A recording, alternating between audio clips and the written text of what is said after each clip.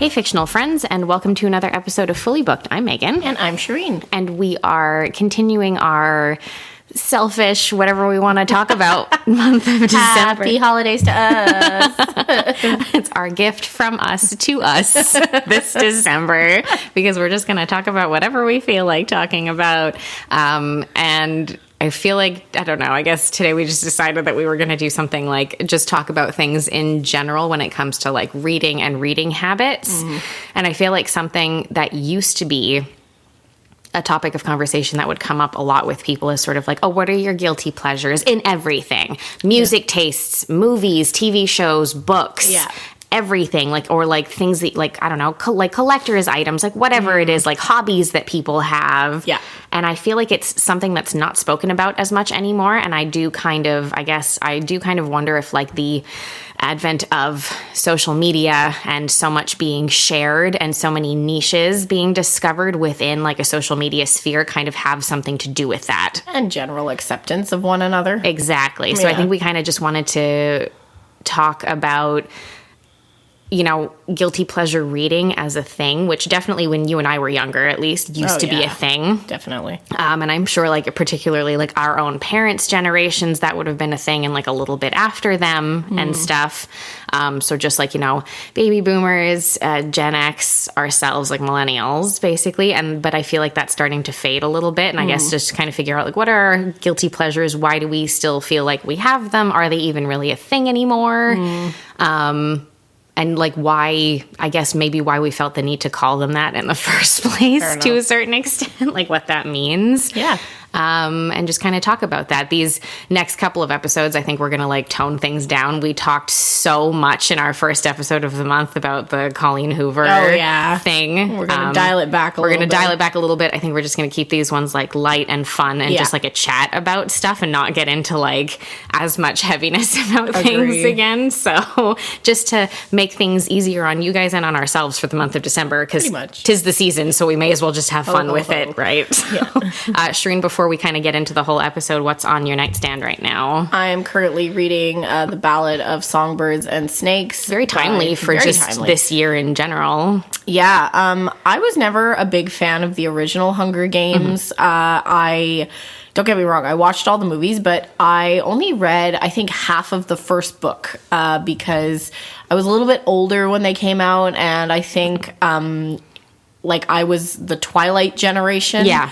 And they were just like a little after. They were just a little after. And I think that I just felt that there could have been so much more done with the story because I thought that it was a great premise to a story.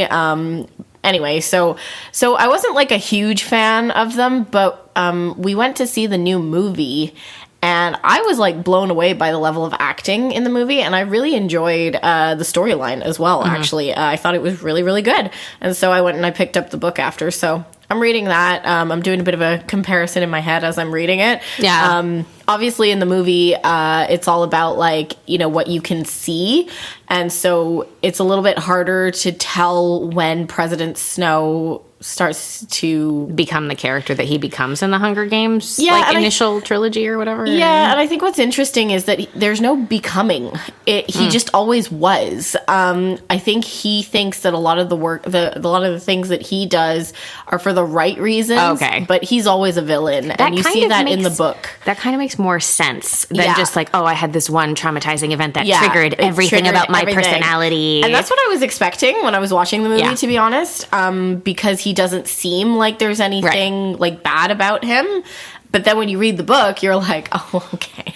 You're like, oh, you were always a piece of shit. Like, oh, okay, you're not great, but like, okay. Like, there was a little glimmer of hope, but it was very short-lived. So anyway, so I'm enjoying the book. What about you, Megan? I actually, in the spirit of the holiday, I actually just recently finished A Merry Little Meet Cute, which is a Christmassy rom-com type of thing by Julie Murphy and Sierra Simone.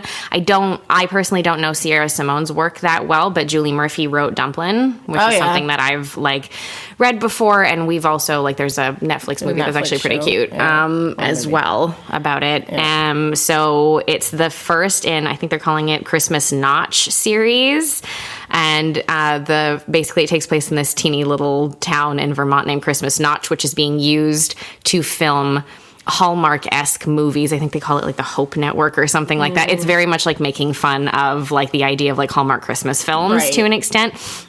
And this first particular story, which I believe was published last year, follows B. Hobbs, who has been cast in the film, but the other people working for the Hope Network don't know that she's actually also a plus-size adult film star. Oh, okay. Whoops. But she does want to do, like, some, mainstream work as well at the same time. She's, like, she's worked in adult films. She has, like, their equivalent, the book's equivalent of, like, an OnlyFans account, basically, and stuff as well. She arrives in Christmas Notch to find that the male lead who's been cast opposite her is her former, like, boy band crush from back in the day. And he's, like, one of her, like, basically OnlyFans subscribers. So he knows exactly who she is when they meet. And it's very much like a building up of sort of everybody's trying to improve or change their reputation, basically. So it's like, we shouldn't be together. But of course, there's all kinds of hijinks, very many like quirky characters, because many of the people who wind up working on the film usually work in the porn industry. So they're all like trying to figure out how to be very uptight and PG with all of the stuff that they're doing. So it's a cute, like, kind of mixing of two very different worlds. But it's like, it's fun. It's very sex positive romance, obviously, which is nice to see as well, that there's no like shaming in any way, shape, or form with people. So it's like a very open kind of accepting one. No, not at all. So yeah, it's it was a fun read. I know there's a sequel called, I think, A Holly Jolly Ever After, which was just published this year, that I want to pick up and read as well, because I'm sure it's probably going to be really fun. So I'm looking forward to that too, because why not? Cool stuff. Yeah. Awesome. So in that vein, I think we can actually hop kind of right into talking about, I guess, the idea of guilty pleasure reading and like what you think, right? Like, just from your own experience, for you, what's a guilty pleasure read? Yeah, I mean, I think like what's coming to mind a lot is 50 Shades of Grey. And not because that's my guilty pleasure read. No. But I think that was a triggering point in like our book history, if you will. Yeah. Where it became acceptable to read something that was considered erotica and then like go and talk to people about it. Like I remember I worked in an office job, and one of our clients came in and started talking to me about like 50 Shades of Grey. That's crazy. And how there was like a dominant and a submissive, and I'm sitting there going, wow, this is an interesting setting to be having this conversation very publicly. But like I think that, after 50 Shades of Grey, it just felt like you could just read whatever the hell you wanted after that, in my personal opinion, like in my experience. For me, after I finished high school, because I went and I did a degree in English literature, it almost felt dumb to go back and like read like young adult fiction or like, my favorites, which are obviously like, a high school book about a vampire or some like, young love romance or something that happens in high school. And if there's a bit of supernatural in there, then I'm all for it. And it just felt like, oh, I shouldn't be reading this anymore, because like I have like this whole degree, which is like, I am certified in reading official things. And then it took me a while to like stop and be like, actually, I don't even enjoy reading like 19th century novels or like, 18th century novels. I want to read whatever I want to read, That's such an interesting like little point to throw in there, because I could see that a lot of people who, simply based on age, or in cases like yours where someone is studying literature, journalism, creative writing, like something within the writing sphere itself, there is a level, particularly in higher education, there's a level of snobbery that comes along with that, which it comes along with in every field. Everything. It doesn't matter. Yeah. But I find that in the literature space, in like what I've seen and what I've experienced, there is so much snobbery in terms of like, oh, that's what you're interested in. That's what you believe is literature. And I'm like, well, if it's a novel that's been published, it is literature, guys. Like, there's not really anything you can do with that. What is the definition of literature then? If you don't like it, that's fine. And no one's forcing you to do that in the first place. But I feel like we do have to kind of like take a step back, check your prejudice to a certain extent, and realize that no matter what you feel about it, if it's a book that's officially been published that exists, whether self-published or not, it is literature. It's a story. It's fiction. It has a beginning, a middle, and an end. It's a novel. Like, that's what it is. It's lit. Well, that's it, you know, and for me, what always got me into reading, even when I was very young, was the escape of it all. You know, you read a book and you get so immersed into it that you don't really notice what's going on around you anymore. And that, to me, is the ultimate reading pleasure. So if I'm reading Twilight or if I'm reading some other thing that people deem garbage, well, for me, that's what is the guilty pleasure then, you know? There was definitely something when, like, we were a little bit younger as well, where I think that's it. The idea, it's like, you know, some stuff was like, especially when things got so popular. So when the Twilight film franchise was happening and the Hunger Games film franchise was happening, not Hunger Games as much, that got less flack, but when Twilight, for instance, was in the middle of its heyday, it's weird because everyone was going to see the films. We know this, they made billions of dollars, these films, but everyone was dragging their boyfriends. And everyone was going to see it, but it's like, then we developed, it's true, the 2000s into like the early to mid 2010s had like a really interesting underlying current of cynicism about everything that people enjoyed. And we really liked to shame people for things. Whether, well, like any aspect of people's lives that they enjoyed, there's always this group of people. And don't get me wrong, internet trolls are still a big thing, obviously, and we know that just based on, like, look at comments on any person's Instagram and stuff, and you can obviously see it. It's everywhere, and people are miserable, which just sounds exhausting to me. It is. But I find that there was something like extra around like that time period and around like the Twilight franchise of films specifically, where it was like everybody was like, oh my God, you're so fucking stupid. You like Twilight? Oh, ridiculous. When those are probably the same people who were reading the books 7 or 8 years prior. 100%.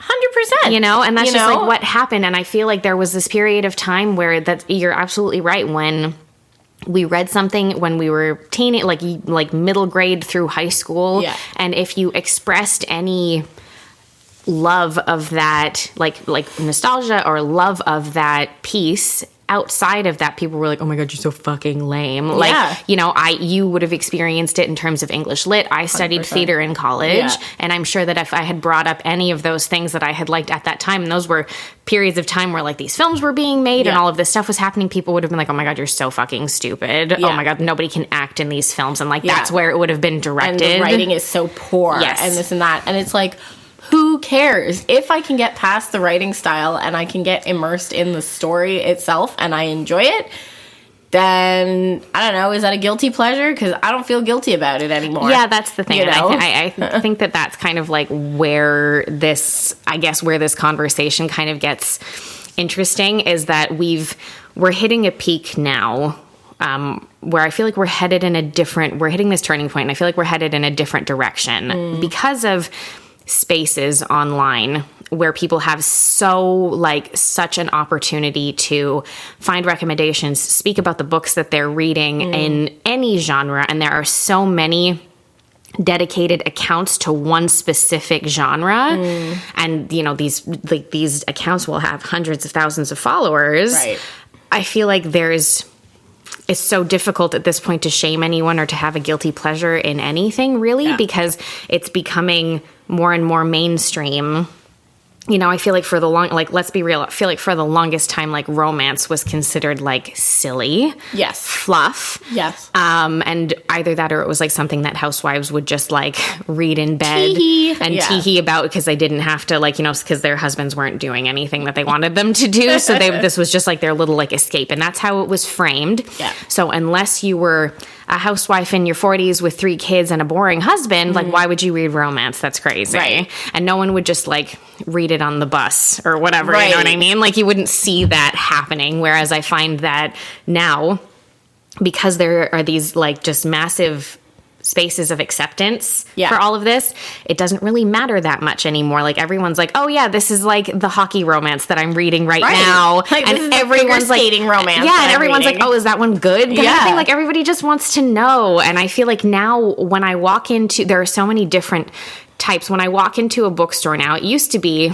romance was buried at the back of the store, and it was all Harlequin, old-looking covers, and you could tell that it was directed at one particular kind of There was always like live-action covers. Yes, like people on the cover. It looks like an oil painting. Yeah, like it's not something that you would want to go sit there and read out in public. But I've noticed that they've like changed the artwork completely. Oh yeah, like, they're totally different. Look, like, super serious now. Or it's like a lot of them are like a little bit more in like a romantic comedy genre. So they've got like little cartoonish looking characters on the front of the novel and things like that. And like that's what the book art, like the cover art looks like, which I do think has probably done romance a lot of favors actually, because I feel like people are attracted to it. Like they look cute, they look fun. Yeah, they are. Know? It's like, hey, look, I'm watching a rom-com, but I'm reading it. Yeah, that's pretty much what it is. Pretty much, yeah. I literally had to check at the, like, it's not out at the time that we're recording the episode, but at some point in the month of December, there's a new rom-com with Sydney Sweeney dropping in theaters. What is it? Anyone But You, I think. I watched the trailer for it when it came out, and I literally went to check if it was based on a book, because it so seems like an enemies to lovers, like, rom-com book. So is it? No, apparently not. Really? But it is, like, extremely, like, very much in that same vein. Guy and girl had a one-night stand a while ago. They don't get along. They don't like each other. Right. They're at someone's wedding, like a mutual friend or sibling or something. Her ex-boyfriend shows up, or ex-fiance shows up, or whatever. A girl that he really likes and wants to be with is there, but she, I guess, doesn't want to be with him. They decide to make everybody jealous and pretend that they're dating. So they've got like fake dating tropes. Oh, you got everything. But of course they're attracted to each other anyway, because they've already spent a night together in the first place. Like it was so very like that I was like, is this a book? This feels like it's based on a book. This must be a book. It's just like, you know, and it's so funny because I feel like I'm like, wow, see, even screenwriters are taking from like those tropes that everybody is reading all the time now. Yeah, because I mean, what else are you going to do when you turn on the TV and everything is bad all the time? Yeah, you know? Like, the news is just bad all the time. Like, I just need lighthearted reading at this point. And don't get me wrong, I do love an epic fantasy that lasts 5 books. By the way, Megan has not finished reading A Court of Thorns and Roses series. Just throwing that in there. She's so mad at me. Like, it's fine. I'm going to give her something great for Christmas, and she's going to forgive me immediately. I have really good Christmas gifts for you this year. Yay.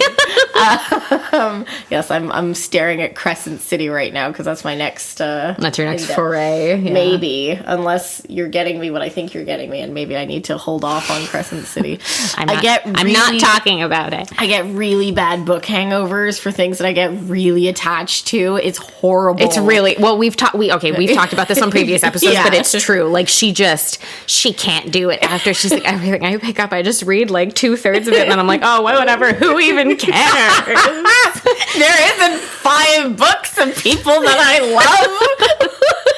It's really funny for me, not for you. Not for me, but for you. You're just like, ha. I'm like, wow, okay. See, and then it's so funny because she gets so pissed that I'm like, she's like, Megan, oh my God, you won't read this whole series all in a row. What the fuck is wrong with you? And I'm just like, look at what happens to you when you do that. Why the hell would I subject myself to join me in my misery? No, thank you. I've had a wonderful reading year, and I'm not upset about that. I'm so jealous. Mine's been awful. Thank you, Sarah Maz. Lol. Anyway, it's fine. We'll get her started on some other fantasy series just by different authors, so she can get like a little bit of a different flavor. That's why I'm like, I'm very hesitant to start Crescent City. Maybe I don't want to do it. Maybe just wait till next year. I think so. Yeah, because the new one's coming out in January. Oh well, there you go. Yeah. And they're so fucking big. I know, they're like Bibles. Like, I'm looking at them like they're like fat and tall. Every time I see them at the bookstore, I'm like, God, I'm tired just looking at the cover. Like 1,000 pages. Like, I'm sure it's really cool, and I'm sure that the world is incredibly well fleshed out. Someone can confirm this for me, because I'm sure people have read it. But like, about otters in it. Oh, cute. Yeah, they're like little messengers, I think. Megan loves otters. Oh, I love that. Anyway, we digress. But anyway, just to resume. Sorry, guilty pleasures. Can you tell we're kind of still talking about that? Just to summarize, I don't think that guilty pleasures are a thing anymore. I think whatever makes you happy, if it's like, how to 3D print something, if you want to read that, then you do you. Like, if you want to learn something. Yeah. And I think we talked about this in one of our like earliest episodes about like, this whole idea of, if you're reading something, you have to read like a well-known classic. Yeah. Trust me, I have read many, many well-known classics. There's nothing that makes me more miserable than to read a well-known classic. Just to turn around and be like, I read Northanger Abbey, or I read, I don't know, like, what even is there? Whatever Dickens or something. Whatever Dickens. You know, like, they're just... I mean, it doesn't... Look, there's nothing to say that these well-known classics, if that's what you like and that's what you want to read because you want to gain the knowledge from them, like, or like, it's not the only thing out there. No, not at all. I think that a balance can always be, like, a good thing. So if you do, because you're like, well, I've never gotten around to reading a lot of these books that are considered classics and you want to get through them, do it. Go for it. But I don't think that you should ever feel shame or any reason that you can't read something else as well. So if you're like, yes, but I also want to pick up this like very like pulpy, like old school, like detective, like craziness with ridiculous characters book, you want to do that, that's great. If you want to pick up, that's it, like any different sphere of we're still waiting for Banshees. The Banshee genre. I need Banshees and Necromancers. Yeah. Please. Those are fun. If you want to read, that's it. If you want to read like college hockey romance and stuff, do it. There are entire TikTok accounts that only read those books. There are. I've read a few of them. Oh, yeah. There's like a bazillion of them available on Kindle Unlimited. Oh, really? So I just sure get through them. Get through that. Why not? There are 1,000 of them out there. So if that's what you want to do, great, awesome, go for it. If all you want to read is like really like long, that's it, like historical romance, cool. If you want to read really epic high fantasy, awesome. I want to read, what is it? My husband reads all of his weird stuff. William Burroughs and Hunter S. Thompson. And stuff. Yeah. And a lot of social satire and commentary and things like that Dan likes. Yeah, he does. What is that other guy? Chuck? Palahniuk there. That's it. Yeah. Fight Club guy. Yeah. Fight Club guy. All of those ones, like, that's it, exactly. It's like everybody has different things that they really like, that's it. Like, my fiance is really, really into sci-fi. He really is. Oh God, he is. He's big sci-fi nerd. And like, I'm not, but we can still find a lot of common ground with a lot of the stuff that we're reading, at least to talk about them and everything. So who knows? Anyway, I agree with you. I don't think that there's really such a thing as like, oh, this is my guilty pleasure anymore. No. Like, people will fully post online that they basically read like werewolf porn and that Omegaverse stuff, and we're all okay with it. Of course. You want to read werewolf porn? You go fucking right ahead. Yeah. You enjoy yourself. Exactly. Sideline, if you guys had ever read the whole thing about like some giant lawsuit that was happening with Omegaverse authors, it's like a hoot and a half. Really? Oh, it's wild. There was this whole thing like a couple of years ago. It was nuts. They're all suing each other. It was crazy. I watched like an hour-long video about it, and there was just so much about wolf porn that I was like, oh my God, I didn't realize this could be this is like 7 layers deep here. Oh, it's crazy. 7 layers of wolf porn. Anyway, if you guys like have ever like been like shamed for any kind of reading that you're doing, or if you have anything that you still consider like a guilty pleasure read, let us know what it is, because I'm really curious if people still like feel this way about reading and about like these types of books, because I just don't think that you need to anymore. And I really love that we're coming into like just a more accepting space. Yeah. Social media might not be great for a lot of things, but at least it's been pretty good for that overall. Agree. Yep. But you guys can let us know about that over on Instagram, Threads, and TikTok at FullyBookedCA. You can also check out our Facebook group at facebook.com/groups/book was way better. But until next week, guys, keep on reading. Thanks, everyone.